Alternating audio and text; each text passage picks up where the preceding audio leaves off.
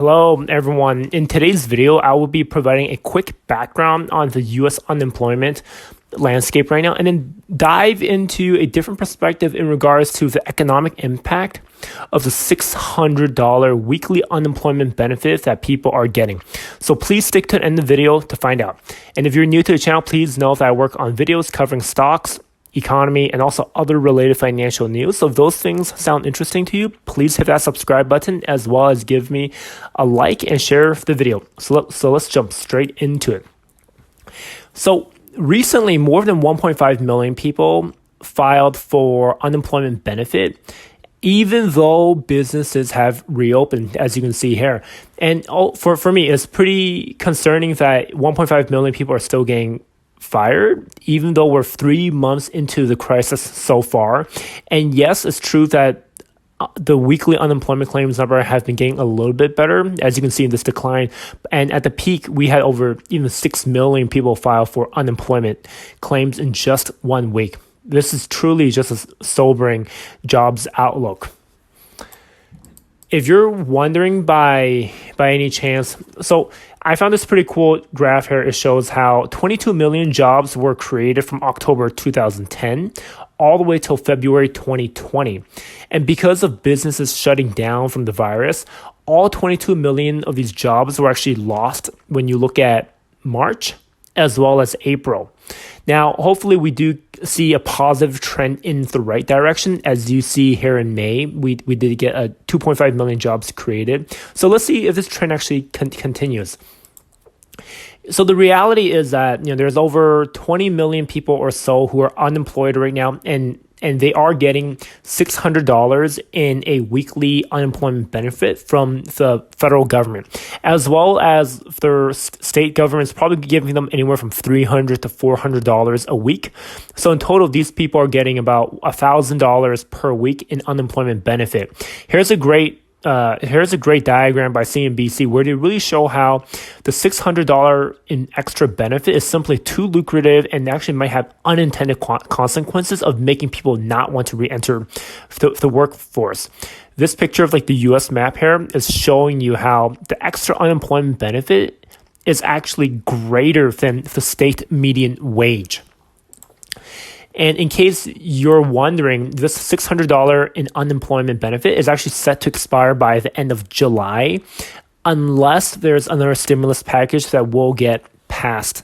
Now, the expectation here is that the Democrats are actually trying to push a $3 trillion, what is called a HEROES Act stimulus package, and they're hoping to extend that $600 weekly add-on in unemployment benefit until January 2021. So very significant here. However, what's happening right now is in terms of the Republicans now, here's a picture of Senate Republicans led by Mitch McConnell.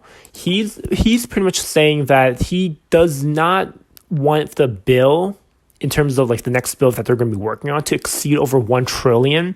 Now, keep in mind, the Democrats have proposed a $3 trillion bill just last month.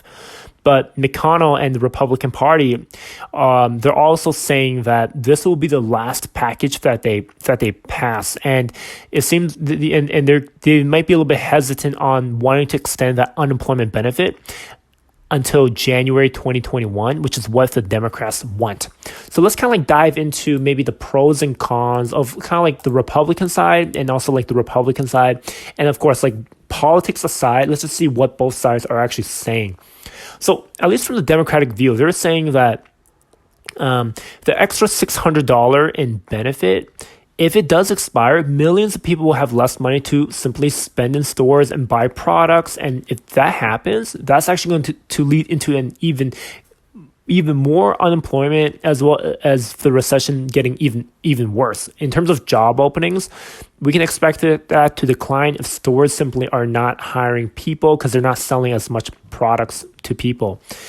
In terms of the Republican side, they're essentially saying that the $600 in weekly boost in unemployment during this pandemic is actually not incentivizing people to go back to work simply because people can earn more from not working, which is true from the graphic I showed you from CNBC earlier. Now, let's actually look at how the $600 in weekly unemployment benefit actually affects the economy. I'm going to share with you two examples. So the first one I found was by a guy, his name is Josh Bevins. He's a director of research for the Economic Policy Institute. He claims that $600 in the weekly unemployment benefit actually does boost income by over $800 billion if we were to annualize that rate. Now, remember, this is actually going to go away in July of 31, but hypothetically, if we did continue to extend this until January 2021, Josh is claiming that the GDP could actually be boosted up by 3.7%, and we can actually hire 5.1 million people. And in his article that I took a look at, here's a quick snapshot of like the table, but he's claiming that, he broke this out all by states, and he's showing you how ultimately, again, if there's more money flowing to these stores, people are buying more with the $600 that they're getting weekly from the federal government. It actually allows these bigger corporations to actually hire more workers and actually produce more products to sell. Ultimately, Josh is saying that, in this current environment, it's extremely intense to be job searching, and he's just joking around how people are pretty frustrated with the job searching, and it's not their fault that they don't want to go back to work. It's simply that there's just not enough jobs available based on his research. Another interesting research I want to share with you is by a guy named Mark Zandi. He's a chief economist at Moodys Analytics. He's essentially saying that for every $1 spent on the unemployment benefit, there's actually a multiplier that actually leads the GDP to increase by 1.6%. Ultimately, for every dollar spent, it helps boost your GDP up. And here's a quick chart of the US GDP. It's just been going straight up over time as well.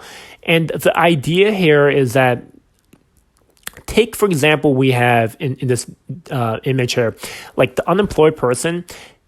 If they get money, they're going to go to a store and buy products, right? If they buy food and also buy clothing, shoes, you name it, it's going to allow the person selling it. In this case, I put a picture of a farmer. The farmer is selling grocery, food to the store to allow the unemployed person to actually buy.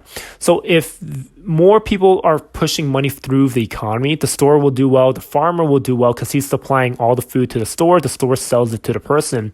Well, in return, what happens is that the store might be doing so well that they might even want to hire more people, as well as the farmer here or other large corporations. If they do well enough, maybe they even want to hire the unemployed person as well.